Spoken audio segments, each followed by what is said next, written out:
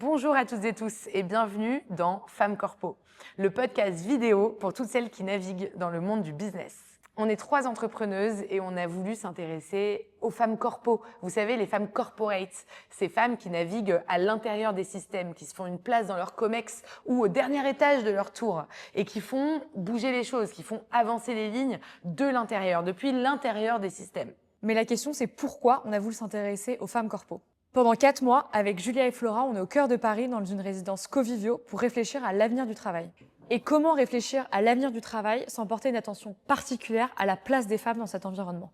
Parmi les thématiques qu'on va aborder, il y a par exemple quels sont les avantages d'une vie corpo, ou encore est-ce que c'est possible d'avancer dans un environnement si codifié? Au travail, l'habit fait-il le moine? Est-ce qu'on doit dire tout haut ce que tout le monde pense tout bas? Est-ce qu'on peut être vraiment soi-même au travail? Ou comment on obtient ce que l'on veut? Ou encore comment conjuguer vie de travail et vie de famille? On va donc recevoir plein de femmes corpo talentueuses, engagées, militantes qui vont répondre à toutes nos questions et surtout nous donner des conseils pour naviguer en entreprise.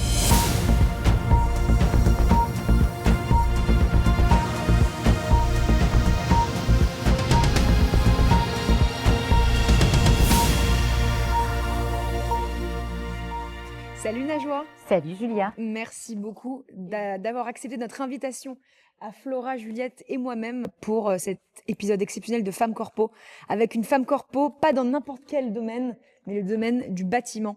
C'est incroyable. Mon père est un grand homme de bâtiment, donc C'est vrai j'ai plein de questions. Ah, génial. Mais merci de me recevoir toutes les trois. Ouais, franchement, ça nous fait super plaisir. Femmes Corpo, c'est un podcast qu'on adore faire. Donc voilà, tu es la bienvenue encore une fois. Super. On va parler de ton parcours pour comprendre d'où tu viens et comment tu en es arrivé là à un tel poste dans une entreprise de bâtiment. Est-ce que tu peux te présenter comme tu le souhaites? Ok, eh bien, écoutez, je suis donc Najwa Elatsani, j'ai 42 ans dans quelques jours. Effectivement, je suis une femme dans le monde du bâtiment et de l'immobilier. J'ai commencé dans un secteur bien hard puisque j'ai commencé ma carrière sur les chantiers et à la fois je vous en dirai plus parce que ça a été très formateur et parallèlement à ça, à titre perso, je viens d'une famille dans une fratrie de 5 enfants d'immigrés et ça dit aussi beaucoup de ce que je suis et de ce que je porte et donc voilà, je suis un peu un mélange de tout ça avec à la fois beaucoup d'engagement dans la vie professionnelle mais aussi dans la vie de la cité avec un grand C et j'ai à cœur d'y participer autant que je peux. Trop stylé. Et donc, est-ce que dans ton adolescence ou dans ton enfance ou dans ton cercle familial ou autre, tu avais des représentations de femmes qui étaient haut placées dans les entreprises ou même dans ton imaginaire Alors non, j'ai pas eu de représentation, voilà, de femmes avec des belles carrières ou des beaux postes. Par contre, assez tôt, j'ai été animée par une forme de lucidité sur sur l'égalité et les l'inégalité des chances finalement, et assez lucide aussi sur le fait qu'il fallait un peu se battre pour obtenir les choses, quoi. Et ça, autant sur le fait que tu sois une femme que sur le fait que tu sois issue de l'immigration. Oui, je pense que les deux, en fait, ont été des vrais marqueurs finalement de ce que je suis et de ce que j'ai à cœur d'essayer de pousser. Et à la fois, ce qui m'a toujours intriguée, c'est que, tu vois, on a une fratrie de 5 enfants et en fait, on n'est pas du tout touchés les uns et les autres de la même façon même degré, par ces sujets-là.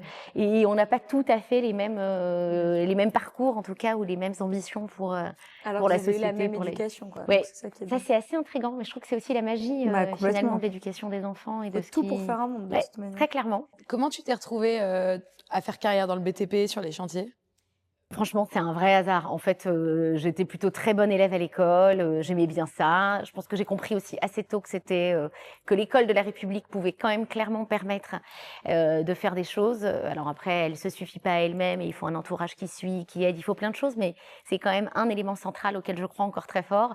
Donc voilà, moi j'ai embrayé sur l'école de la République, bonne élève, très matheuse. Et en fait, à l'issue de ma prépa, Mathup, Mathsp, j'ai passé plein de concours d'école d'ingénieur et j'ai eu l'ESTP, qui est l'école spéciale des travaux publics, avec la conviction très forte que je ne ferai jamais de bâtiment, quoi. Je me suis dit, moi, vivante, jamais je mettrai un casque et des bottes. Là, j'ai fait ça pendant 5 ans. Voilà, je regrette pas du tout, hein, mais c'était hyper riche comme formation, mais j'étais pas passionnée du tout par ce milieu, quoi. Et après tes études en école justement de bâtiment, Ouais. etc., tu fais quoi? Mais en fait, je fais mon stage de fin d'études, mais plutôt sur un aspect commercial finalement. Et là, mon patron me dit, bon, moi, je vous recrute à l'issue de votre stage. On a très envie de vous avoir. Par contre, on ne vend pas des brosses à dents, quoi. Donc, pour vendre des bâtiments, il faut construire des bâtiments. Donc, vous allez faire un peu de chantier. On avait dealé 2 ans. Et en fait, 2 ans, c'est très facile. C'est très vite un seul gros chantier. Et la réalité, c'est que j'ai appris à aimer. Moi, je trouve que mon parcours, il est très... mais à mon avis, c'est la vie d'un peu tout le monde, hein. En fait, je crois beaucoup à la vertu des rencontres. Le fait d'aller vers les autres, ça apporte. Et de savoir recevoir ce que les autres peuvent nous donner. Et ça a été un marqueur aussi de mon parcours. Et en fait, j'avais un patron, mon premier patron de chantier, qui adorait ce qu'il faisait. Et je pense qu'il m'a appris à aimer, en fait. Donc voilà, ça a duré 5 ans et c'était très chouette. Mais je rebondis sur la question de Flora. Comment tu t'es dit, j'ai envie de faire du BTP? Enfin, j'ai envie de faire du bâtiment, j'ai envie de passer ce concours, etc. En fait, Parce que c'est pas très intuitif. Ouais, non, pas du tout. Mais tu vois, en fait, à l'issue d'une prépa, tu passes les concours d'école d'ingénieur. Donc, ça reste très technique, mais ça peut être en informatique, ça peut être généraliste. Et le STP, 30% des élèves qui en sortent font tout autre chose que du bâtiment. Donc, je pensais que je ferais partie de ces 30%. Et en fait, les rencontres, encore une fois, tu vois, c'est le fait d'avoir rencontré, je pense, ce patron de chantier. Et en prépa maths, il y avait beaucoup de filles dans ta classe? Non, très peu. Tu vois, c'était quoi le ratio? En prépa maths, je pense qu'on était une classe de 30 et on devait être peut-être 4 filles. Waouh. Je crois que le chiffre, c'est 7% de Ouais, femmes c'est dans les écoles possible, parce que d'ingé. tu vois, en école d'ingé, après, c'était effectivement, je pense j'étais même à 5, moi. Mais c'est comme à Polytechnique, 100% des polytechniciennes épousent des polytechniciens, Ah oui. tellement il y a ouais. peu de meufs Ouais. à Polytechnique. Ça, c'est Elles marrant. épousent toutes des mecs des Polytechniques. Puis alors en plus, ils ont des cerveaux bien particuliers. On est quand même sur, tu vois, on n'est pas tous égaux non plus, je pense, quand on est sur la capacité de notre cerveau et son développement. Mais donc non, je n'ai pas épousé un ESTPien. Et comment s'est passée ta prépa sur justement, est-ce que ça t'a découragé d'aller dans les carrières de maths, ou est-ce qu'au contraire tu t'en foutais d'être avec 5 filles pour 30 garçons? Ouais. Est-ce que ça a eu une influence sur toi? Non, pas du tout, en fait, parce que je pense que je me suis toujours dit, c'est pas grave, en fait, l'altérité, quelle qu'elle soit, fais-en une force. Je sais pas, par contre, expliquer comment et pourquoi. Il y a un peu certainement de l'éducation de ma mère, je pense, qui a dû jouer. Non, ça m'a pas dérangé plus que ça. C'était plus fort en école d'ingénieur, où là, tu dis, voilà, ok, promo de 500, en fait, sur 500 mecs, t'as l'impression que... Enfin, sur 500 personnes, t'as l'impression qu'il y a 500 mecs. On était très peu nombreuses. Et est-ce qu'il y avait de l'entraide entre les peu de femmes qu'il y avait? Ouais, il y avait quand même de l'entraide, en fait. On se sentait, mine de rien, parce qu'on se sentait en minorité, ça marchait plutôt bien. Et en même temps, tu es aussi à un âge, je trouve, où il n'y a pas encore ces concurrences qu'on peut retrouver parfois dans le monde des entreprises. Et donc, les camarades mecs sont plutôt sympas en école d'ingénieur, quoi. On est un peu les stars, quand même. On est en minorité. Ah oui. Tu vois. Donc c'est plutôt à effet positif. Ouais, c'est plutôt à effet positif, moi, je trouve. Mais tu avais quand même des a priori pendant tes études à bosser dans ce milieu qui est assez masculin. Est-ce que c'était à cause d'ailleurs c'était à cause du fait que c'est un milieu assez masculin, ou tu avais d'autres a priori qui sont extérieurs Non, à je ça? pense que je m'attendais plutôt à ce que ce soit un milieu dur, en fait. Ouais, tu vois. Et puis le monde du chantier, c'est quand même des horaires, voilà, on grave. bosse de 7h à 20h. Et la réalité, c'est que ça gueule quand même toute la journée. On passe notre vie à régler des problèmes parce que rien ne fonctionne jamais. Et c'est aussi le job d'un ingénieur travaux, hein, de faire en sorte que ça tourne. Mais ça n'est qu'une gestion d'imprévu dans un monde très masculin, où on se dit les choses se cachent, où ça crie, où ça... Et donc, il faut aussi s'y faire. Et d'ailleurs, moi, ça a été très... En fait, le début de ma carrière, c'était ça. Et puis, plus j'ai évolué dans le monde de l'immobilier, plus j'ai gravi les échelons. Et moins t'es cash, et moins tu gueules, et plus t'es diplomate, et plus t'es politique. C'est hyper différent, en fait. C'est assez amusant, d'ailleurs, de se rendre compte que... Après, j'ai toujours un fou en moi qui ne changera jamais, un peu franche, un peu cash. Et ça me va bien, en fait. Et ça, c'est des clés importantes pour bosser dans ce milieu-là en tant que femme? Ouais, c'est hyper important. Ouais, très. Et puis après, il y a autre chose en tant que femme, et moi je l'ai vraiment vu sur les chantiers quand j'étais ingénieur travaux. En fait, d'abord, le chef de chantier, c'est quand même celui qui fait tourner la machine. Ouais.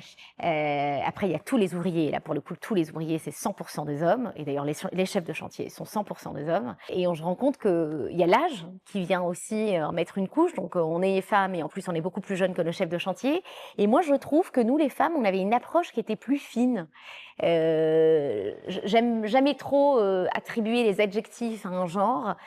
Toutefois, on arrivait avec un peu plus de douceur et je pense que eux avaient un côté un peu paternaliste.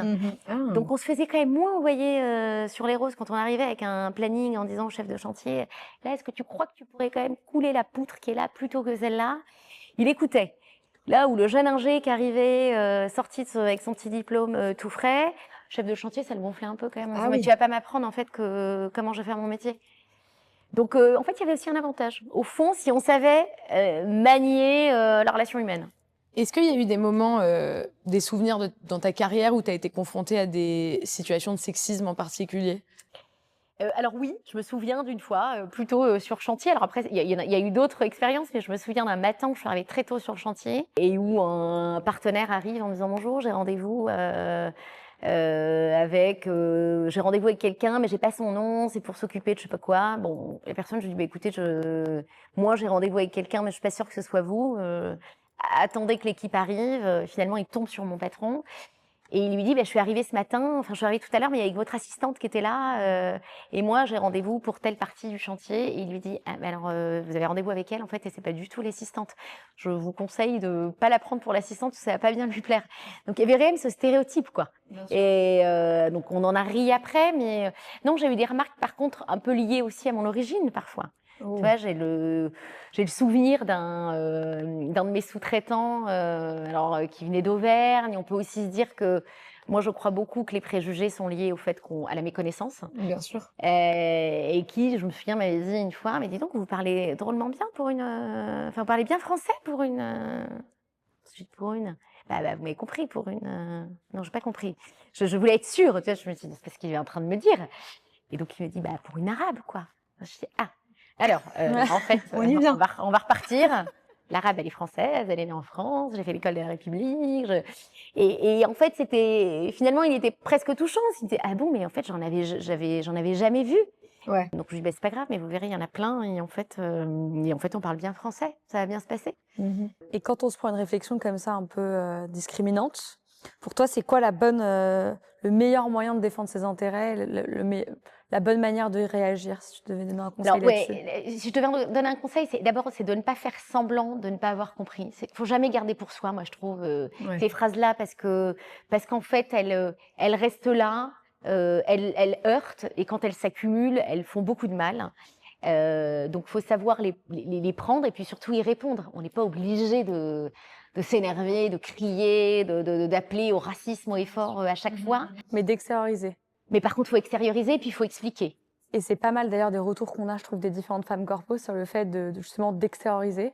Mais bon, moi je trouve qu'il faut du courage pour extérioriser. C'est pas un truc hyper intuitif de dire attends, mais qu'est-ce que tu es en train de me raconter? Je sais pas, tu l'as puisé où toi ton courage pour faire face à ça et pour réussir à prendre ta voix et à dire ce que tu pensais? En fait, je crois que le fait d'avoir grandi, alors j'ai grandi en banlieue parisienne, donc dans des quartiers dits QPV, et je crois que tu vois le fait QPV, aussi... c'est quartier prioritaire de la ville pour nos auditrices et nos auditeurs. D'accord, QPV.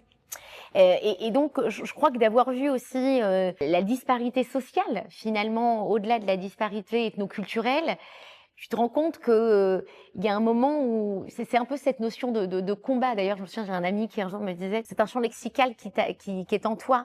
Mais parce que oui, la vie, elle est pas facile pour tout le monde, et encore, j'estime être tout de même chanceuse, parce que il y a toujours pire, il y a toujours mieux. Donc l'idée, c'est pas de se comparer forcément, mais tu vois, je pense que j'ai puisé cette force dans le fait de me dire, mais en fait, si tu vas pas chercher les choses par toi-même, pour toi-même, elles vont pas tomber tout cuit dans la main. C'est évident. Donc vas-y, ose. Et puis je crois que j'ai compris aussi assez vite qu'il fallait que je sois à l'aise avec toutes les composantes de ce que je suis. Tu vois, femme issue des quartiers prioritaires de la ville, d'origine marocaine, enfant d'immigrés, musulmane, et fine, tu vois. Tout ça, ça me constitue. Et avant tout ça, au-dessus de tout ça, je suis d'abord une citoyenne française, quoi. Ouais. Et ça, c'est un marqueur, c'est un truc très fort. Et en fait, tu peux être d'abord citoyenne française et être après tout ça à la fois, quoi. Et ça marche, en fait.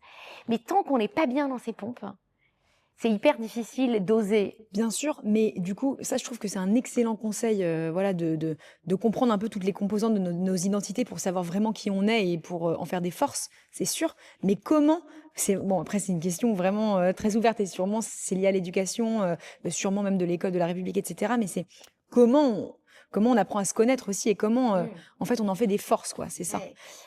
Par exemple, tu vois, genre, moi, je suis de la communauté LGBT, ou si on peut dire. Je suis une personne queer, quoi. Et c'est vrai que ça a pris beaucoup de temps dans mon parcours professionnel à l'imposer vraiment. Après, j'en ai fait un podcast, etc. Donc, effectivement, je l'ai mis sur la voie publique. Mais ça a été difficile aussi de jouer avec cette identité-là dans un monde corporate, d'entreprise.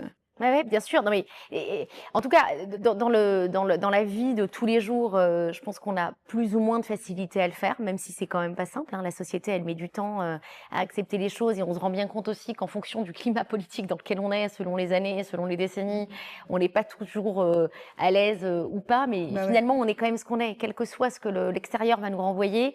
Il faut essayer de lutter avec ça. Maintenant, on se réveille pas un matin en se disant ça y est, c'est bon, je suis hyper forte, j'y vais.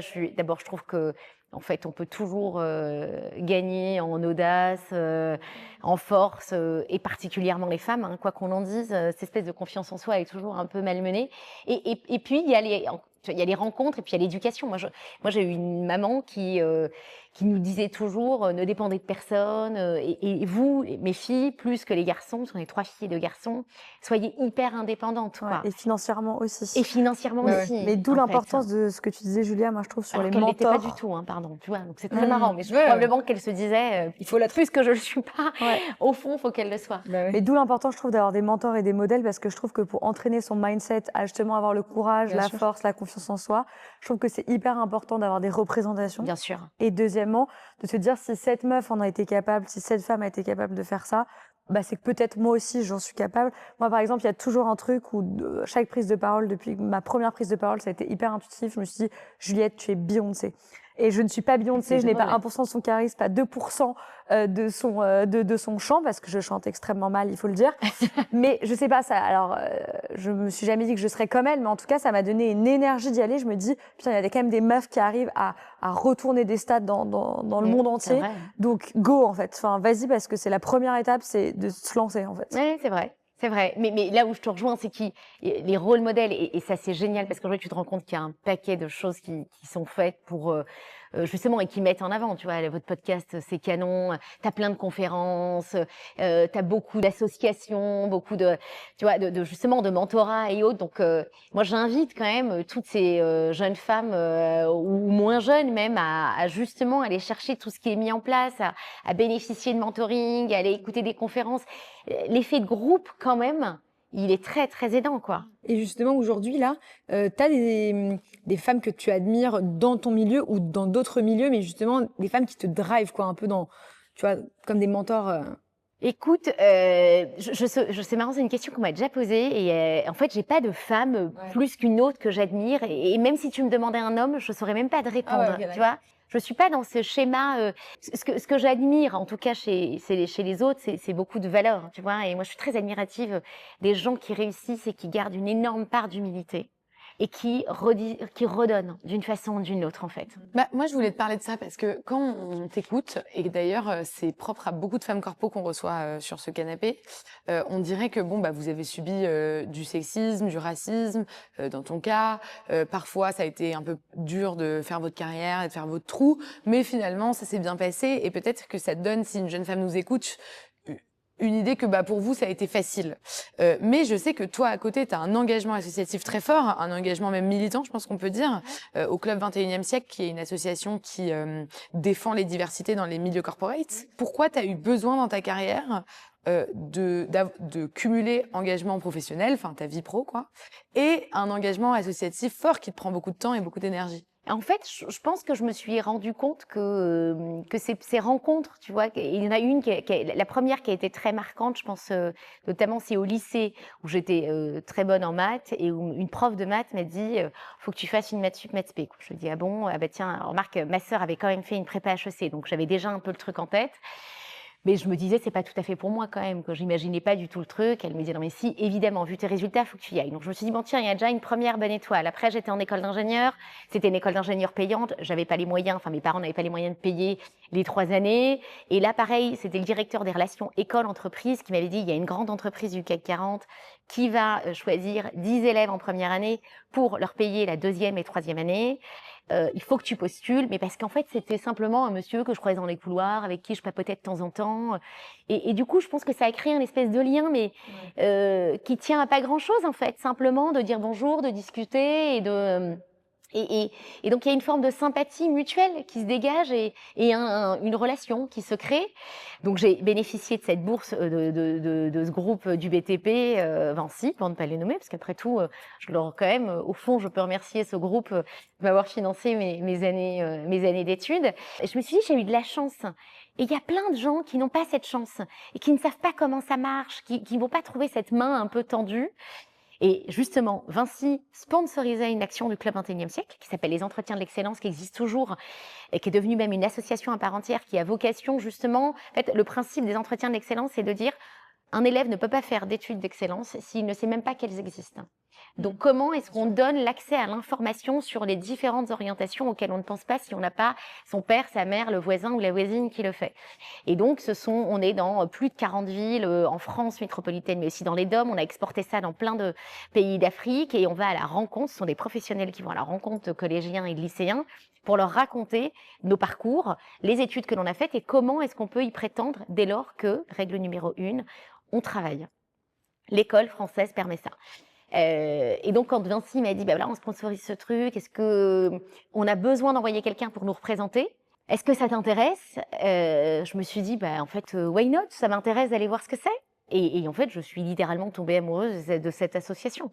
Et je me suis dit, bah à titre perso, c'était mon histoire en fait, ces jeunes des QPV qui savent pas quelle école faire, comment. Je me suis dit en fait, il faut que je rende ce que la vie m'a donné. Et alors là, c'était le début, c'était en 2007, tu vois, on est en 2024 et je vais pas arrêter, mais parce que et ça c'est un autre message que j'ai envie de passer parce que je trouve que le monde associatif, il est à la fois énergivore parce qu'il prend du temps, mais il est tellement énergisant. Je crois beaucoup à la théorie du colibri, donc chacun peut apporter cette petite pierre quand même au grand édifice qu'on appelle la société et au vivre ensemble. Et à la fois, ça apporte aussi sur cette cohésion. Tu vois, moi, j'admire pas une femme ou un homme en particulier. Par contre, j'ai vu des parcours exceptionnels. Au club, c'est d'une richesse intellectuelle, humaine, tellement grande que j'ai envie de dire à tout le monde, mais allez-y, sortez de votre milieu pro. D'abord, c'est quand même cette espèce d'endogamie où il y a que des gens qui réfléchissent comme nous, parce qu'on appartient aux mêmes boîtes, au même milieu, on réfléchit tous pareil. Enfin, c'est quand même ce qui tue, je pense, l'humain. Et puis après, on se sent aussi plus fort. Tu vois, tu réponds à la question tout à l'heure de comment, en fait, je nourris cette force, même si, attention, hein, parfois ça fait ça, faut pas rêver. Ben, je vais me ressourcer chez les autres, en fait. L'endogamie, c'est un constat qui revient beaucoup aussi dans nos épisodes de Femmes Corpo, parce que j'ai l'impression que toutes les Femmes Corpo qu'on a eues depuis le début ont en commun d'être allées voir ailleurs ce qui se passait. Ah oui, tu vois, non mais de ce côté d'être allé rencontrer, Ouais. on en a eu une qui nous raconte que elle essaye de rencontrer une nouvelle personne par semaine, alors qu'aujourd'hui elle est présidente d'une grande entreprise. Enfin voilà, tout le monde a un peu ce truc de dire je vais voir à côté, je vais voir et peut-être que finalement c'est ça qui vous renforce. Enfin, je sais pas, j'ai l'impression qu'il y a un trait commun en tout cas et c'est peut-être ça qui vous renforce. Dans vos boîtes.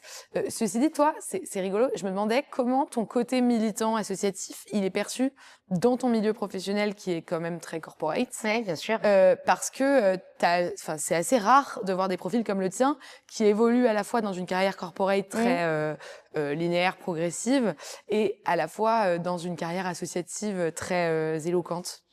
Écoute, je pense que ma chance, entre guillemets, c'est que le message que porte le Club 21e siècle, il est absolument pas critiquable. Hein. Je veux dire, on est un club d'influence, mais une association avec en plus cette volonté aujourd'hui d'être sur un mouvement citoyen beaucoup plus large et d'embarquer la société et donc au-delà du corporate, d'embarquer les citoyens avec nous, à porter le message que en fait il faut qu'on fasse société ensemble.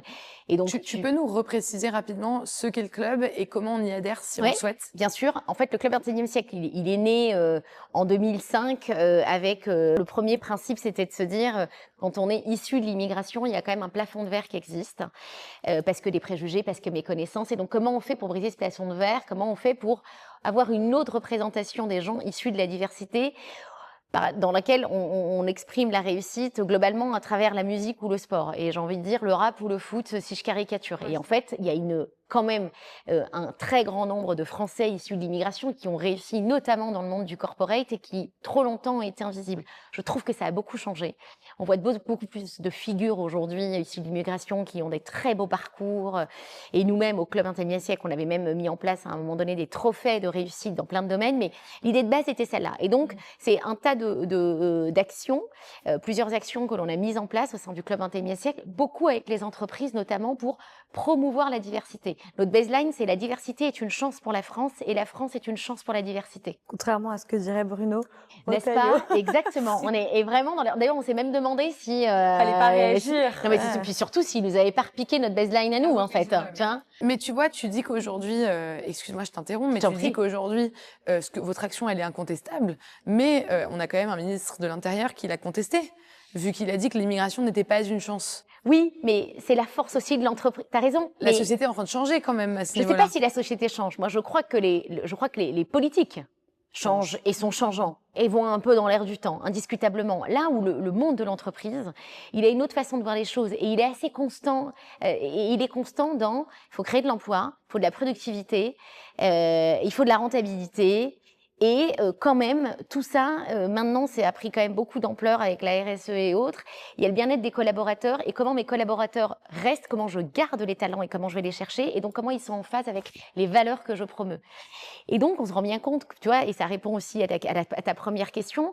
En fait, dans le monde du corporate, personne ne peut me reprocher de dire que la diversité est une chance pour la France, que les talents, ils sont partout, et qu'il faut pas se brider et qu'il faut aller les chercher, et qu'on ne peut pas aujourd'hui refuser un job ou une promotion à quelqu'un parce qu'il est issu de l'immigration. C'est absolument impossible et c'est même réprimé par la loi.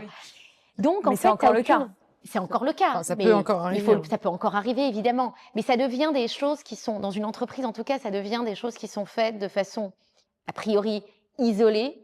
Et ça, c'est plus des choses que tu trouves portées par une entreprise, en tout cas pas les grandes. Après, le monde des Il PME, y en a il est plein, très par large. exemple, qui mettent pas leurs photos sur leur CV parce qu'ils ont pas, ou qui changent de nom. J'ai lu un post LinkedIn, Ouais, la dingue, bien où sûr. un mec a changé de nom et il a reçu, je sais pas, beaucoup sûr. plus de réponses positives. Non, mais il y avait encore des études il y a quelques années qui avaient démontré, et d'ailleurs l'Institut Montaigne l'avait fait également sur l'appartenance supposée à une religion, et on se rendait bien compte, d'ailleurs l'étude avait démontré que quand on était supposé appartenir à la religion catholique ou juive ou musulmane, le nombre de CV envoyés n'était absolument pas le même pour avoir une première réponse. Et donc c'était x6 quand on était supposé être d'origine juive, et x10 quand on était supposé être d'origine musulmane. Et c'était lié, l'étude est intéressante, c'était lié au nom, enfin donc c'était le patronyme et c'était l'appartenance aux scouts. Donc scout catholique, scout israélite. Et donc on est discriminé si on était dans les scouts d'une religion. Exactement. Il fallait envoyer 6 fois plus de CV quand tu étais supposé a priori juif, Oui. et quand tu étais supposé être musulman à partir de ton patronyme et le fait d'être dans les scouts musulmans, c'était 10 fois plus de CV. Donc évidemment qu'il y a encore des réalités comme celle-là. Maintenant, je trouve que les entreprises, elles ont bougé les choses. Il y a des formations qui sont faites. Il y a des... Malgré tout, là, on est moins bon dans les entreprises. Encore quand même, c'est sur les managers. C'est-à-dire que, alors on forme maintenant les managers, mais trop longtemps c'est resté ressources humaines en fait. Et donc maintenant tu as quand même des très gros programmes où les managers eux-mêmes sont sensibilisés à ces sujets-là et c'est essentiel. Si tu avais une baguette magique pour changer dans le secteur de l'immobilier et du BTP, un truc qui permettrait d'être plus inclusif pour les femmes et les diversités, tu ferais quoi ? Je pense que je permettrais finalement au monde associatif et aux initiatives qui ouvrent les yeux de plein de collaborateurs en fait, qui n'ont pas le temps, qui n'ont pas envie, d'aller justement chercher, tu vois, ou écouter ces conférences, ces podcasts. C'est de laisser ce monde-là qui est le nôtre en fait, qu'on partage, entrer dans l'entreprise pour ouvrir les chakras en fait. Il y a des gens et se dire ah ben ouais, j'avais pas remarqué que quand t'étais queer on te regardait pas comme ça, que quand t'étais supposé être musulman ou juif on te regarde pas comme ça. Et en fait, on aurait, je pense que on pourrait y gagner à laisser un peu plus centrer cette espèce de sensibilisation par la mobilisation citoyenne, en fait, je trouve. Et c'est quoi tes conseils pour les jeunes femmes qui évoluent dans des milieux professionnels un peu compliqués, type les transports, le BTP, etc. D'abord, c'est de se dire que être une femme, c'est pas un désavantage. En fait, il faut se le dire, il faut le poser, il faut le sentir, tu vois, au fond de soi-même, quoi. Ce qui est pas simple, hein. C'est ça que tu dis? Pas facile. Bien sûr, pas facile. Mais c'est un état de fait. Alors après, tu as aussi ceux qui peuvent te dire, et c'est pas tout à fait faux, on est tellement en retard sur le nombre de femmes dans ces milieux-là, qu'en fait, on est aussi en quête d'aller les chercher. Alors, on va toujours croiser un homme pour te dire, ah bah super, elle répond au quota, quoi. Ben en fait non, on peut laisser dire, c'est pas très grave. Ce qu'il faut, c'est se dire, j'ai travaillé pour, j'ai la compétence pour.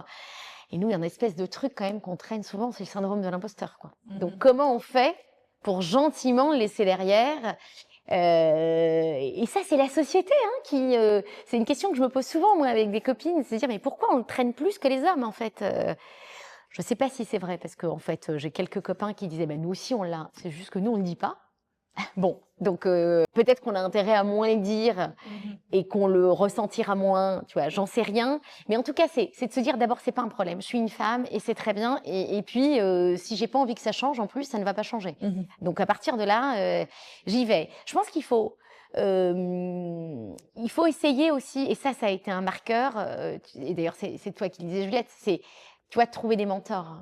Moi, je me rends compte que j'ai quelques mentors, en fait, extrêmement bienveillants, tu vois, très honnêtes, et des gens à qui tu peux, en toute confiance, tu vois, poser tes doutes, tes questions.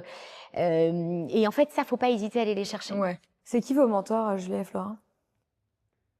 Est-ce que vous en avez d'abord? Flora est un peu un de mes mentors, je vais pas vous mentir. Arrête, n'importe quoi. Non, Flora est un pilier. Non, mais c'est vrai que nous, on se conseille et on s'épaule beaucoup. Mais en personnes plus âgées d'une autre génération, etc.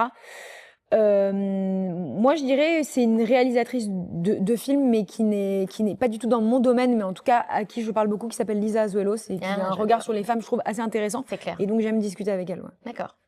C'est compliqué parce que j'ai pu en avoir différents selon les moments et les périodes, mais je trouve que on est quand même dans un moment de bouleversement de société et que les mentors qui voyaient les choses d'une certaine manière parce qu'ils ont évolué eux dans leur carrière à un autre moment où la société en était à un autre moment, notamment sur les sujets qui m'intéressent, à savoir l'hybridation entre le corporate, le politique, le médiatique, l'associatif, etc. C'était pas forcément leur code et je trouve que on est un peu à l'aube de quelque chose de nouveau et que du coup c'est pas forcément c'est pas toujours facile de trouver des conseils pour suivre une voie alors qu'il y a plus de voies forcément. Il n'y a plus une voie en tout cas. Voilà, forcément évidente. Voilà, moi je trouve que c'est difficile à ce niveau-là. Après, je parle avec plein de gens très bienveillants qui m'aident beaucoup, donc c'est formidable. Mais c'est aussi parce que toi, tu es à la jonction de plein de voies, en fait, et c'est probablement plus compliqué que la jeune fille qui est dans le corporate et qui a envie, tu vois, de tracer... Enfin, je crois que pour faire avancer notamment le sujet des femmes en entreprise, on doit travailler sur toutes ces voies en même temps. Parce que, comme tu le dis très justement, la sensibilisation, c'est pas un petit sujet. C'est pas le DRH qui a une queue de budget à la fin de l'année et qui dit super, on va faire une conférence, comme ça a pu être souvent le cas. Bien sûr. Ça va beaucoup plus loin, c'est une démarche qui est beaucoup plus systémique. Ouais. Et donc, quand elle est tout ce qui est systémique, par définition, doit passer par le politique, passer par le corporate, passer par les associations. Pareil, tu vois, sur l'égalité des chances, on voit qu'il y a beaucoup d'argent public qui est mal utilisé. Et par contre, il y a beaucoup de structures de l'économie sociale et solidaire qui sont mal financées et mal dotées. Et donc, tu te dis, il y a de l'argent dépensé, mais au mauvais endroit. Et il y a des structures qui ont la bonne méthode, mais qui n'ont pas d'argent. Pourquoi c'est pas cet argent qu'on donne là? Et je pense qu'aujourd'hui, même une femme corpo qui est dans sa carrière et qui n'a pas une vocation militante ou politique, en fait, quand tu es par exemple la seule femme d'une réunion, c'est politique, c'est militant. Sûr, Et donc, on pose parfois à nos invités la question, quand tu es la seule femme en réunion, comment tu fais pour pour t'exprimer? C'est quoi tes conseils pratiques, etc. Oui, mais en fait, elle doit être allée avoir écouté un podcast, avoir suivi certaines conférences pour avoir les outils. Donc, voilà, pour moi, tout ça est à 360 et on doit aider les gens à développer la conscience du 360, je pense, pour les aider à être plus performants dans leurs objectifs sociétaux, que ce soit être une femme qui devient Bien sûr. dirigeante ou être issue de la diversité et devient dirigeant. Voilà. Et c'est ce qui va leur donner confiance. Donc c'est en ça fait. le chemin pour Tu moi. vois, c'était intéressant. Je trouve que l'exemple de la Réunion, c'est une autre anecdote. Tu vois, c'était il y a quelques temps maintenant, pas loin d'une dizaine d'années. J'étais la seule femme à une réunion. Et mon patron, on n'était pas d'accord sur un point, mais comme ça peut arriver, et c'est pas, enfin, il y avait rien de dramatique du tout. Mais je dis, bah là, moi, je pense que. Et il me dit, non, mais ma belle. Je me dis, bah, sympa. Sympa. Je vais vous expliquer. Et donc, je lui dis, bah, je vous écoute, mon beau. Et là, tout le monde s'est réveillé. Les types me regardent en me disant, je sens dans les yeux, elle est folle. Et il me dit, pardon? Ben, je lui dis, bah, je sais pas, vous m'avez dit ma belle, du coup, je vous dis mon beau. Non, mais il me dit, c'était pas méchant. Ben, je lui dis, mais moi non plus, ça n'est pas méchant. Oui, mais. Ben, je lui dis, mais quoi? Bon, bah, Najwa. Ah ben, je lui dis, bon, bah, X. Ah, et bon, voilà, donc, mais en fait, il avait pas, tu vois, c'est pas méchant, mais en fait, on l'a tellement entendu. Non, mais grave. Tu vois, c'est comme la petite blague qui va bien, qui est ou sexiste à chaque fois ou raciste, un peu sur border, et où les nombres de fois où j'entends, oh mais t'as pas d'humour, franchement. On peut rien Ben te non, dire. on peut rien te dire. On peut pas rire. Enfin, je veux dire, on peut rire de tout. Non, bah non, on peut pas rire de Tu tout. parles avec tes émotions. Tu vois, et ouais. Alors, pour conclure, il faut que je te pose une question très, très essentielle. Est-ce que pour toi, les femmes corpos ont plus à perdre ou à gagner d'avoir une grande gueule en entreprise? Waouh. Oh là, il y a débat sur cette question. Mais Il y a débat. il y a un mais. Ok. Par contre, il est impératif qu'elles aient, et volontairement, je vais utiliser ce mot, une putain de confiance en elles. Et ça change tout en fait. Dès lors qu'on a confiance en soi, qu'on pose les choses et qu'il y a une forme d'irréprochabilité, alors honnêtement, pas besoin d'utiliser la grande gueule. Par contre, on dit les choses. Ce qui est un peu différent pour moi, tu vois. Mais sauf que dans la grande gueule, il y a un aspect qui est parfois un peu négatif, en mode celle qui l'ouvre tout le temps, et qui débat tout le temps, sans que ce soit forcément approprié. Donc je pense que Tu vois, la grande gueule, c'est un peu la militante à Voilà, tout va, celle qui va exactement. sauver la veuve et l'orphelin. Moi, quoi. Grave. Mais c'est pas grave, je suis pas une femme corpo, donc tout va bien. Tu vois, mais je l'ai longtemps été, tu vois. Et tu te rends compte que tu peux y laisser quelques plumes. En revanche, si t'es droite dans tes bottes, que tu sais quand même que t'as raison, il y a des sujets qu'il faut jamais laisser passer, jamais. La blague sexiste, jamais elle passe. La blague raciste, jamais elle passe. Tu vois. Et ça, je trouve quand même que je mets aussi le bémol sur sauver la veuve et l'orphelin. Tu peux pas toutes les sauver. En revanche, quand il y a une scène avec quelqu'un que tu sens plus fragile sur le sujet et qui n'a pas encore le courage ou l'audace de répondre, je pense qu'il est de notre devoir de le faire. Et en fait, je me dis, avoir fait tout ça et pour regarder l'autre, s'en prendre un peu plein la figure et dire, bah écoute, quand on en reviendra, tu seras plus grande, bah ça non quoi. Ça, moi, je rentre le soir, je sais pas me regarder dans le miroir en fait. Bah, pour moi, le plus grand conseil qu'on pourra toujours donner, c'est de se mouiller pour les autres. Ouais, je pense que c'est essentiel. On arrive à Et il y a rien. peu de gens tout qui seul. le font. Hein. Ouais, je suis assez d'accord. Et le risque est parfois difficile à prendre pour soi, donc il Ouais. est encore plus difficile à prendre pour les autres, mais il est nécessaire. Mais dès lors que ce qu'on dit, en fait, ou ce qu'on fait n'est pas critiquable, en fait, il faut le faire. Faut le faire. Et je défie après qui que ce soit qui assiste à la scène de dire oh, franchement, Flora, t'aurais pas dû défendre Juliette, quoi. Je veux dire, l'autre, il lui a juste dit franchement, et qu'est-ce qui se passe tu pleures c'est quoi enfin, j'en suis là. C'est ton côté nana, c'est ça? T'es trop émotive? Et je demande à voir comment réagiront les gens, quoi. Mais ça demande de la confiance. Ouais, bien Donc, sûr. On en revient à la confiance au Beyoncé. Il faut se sentir Beyoncé tous les matins. Mhm. Et pour se sentir Beyoncé, tu vois, si j'avais un vrai conseil à donner, c'est on n'est pas Beyoncé toute seule dans son coin. On est Beyoncé parce qu'on est plusieurs. On est Beyoncé parce que on voit d'autres cercles politiques, associatifs, parce qu'on s'alimente en fait de plein d'exemples de la vie quotidienne et de gens normaux en fait. Nous quatre, on est des nanas normales. Et pourtant, on est là, en fait. Donc, mais c'est parce qu'on existe ensemble, en Dans le fait, que ça collectif, marche. ouais. Le collectif. Ça, c'est un conseil aussi qui revient, je trouve, souvent dans Femmes Corpo et c'est un des plus importants, c'est vraiment voilà, le collectif et la sororité, quoi. Ouais. Et le collectif aussi avec les hommes. Et pour boucler la boucle, pour avoir confiance et donc aider les autres et donc sortir de la spirale des propos sexistes et racistes et donc aider les femmes à performer dans leur carrière, il faut connaître bien son identité et affirmer qui on est parce que on est sûr de soi, sur qui on est. Et Exactement. avoir du courage. Un peu de courage. Ça vient dans la boucle. Ça vient, La boucle ça est bouclée. vient. Il y a Et- toute une recette de Et cuisine là. puis, c'est une recette, c'est un travail de tous les jours. Hein. Il y a pas, personne va se réveiller demain matin en se disant c'est bon, j'ai écouté les filles, stop, Ouais. c'est parti. Non, en fait, c'est un peu tous les jours, c'est au fil des années. Et parfois, on a envie de dire un truc et comme de sauter d'une falaise, je pense, psychologiquement et physiquement. Moi, parfois, je me dis 3, 2, 1, tu le dis. Enfin, en mode, je me Ah force oui, à le d'accord, faire parce ouais. que c'est des choses parfois qui sont pas faciles à dire.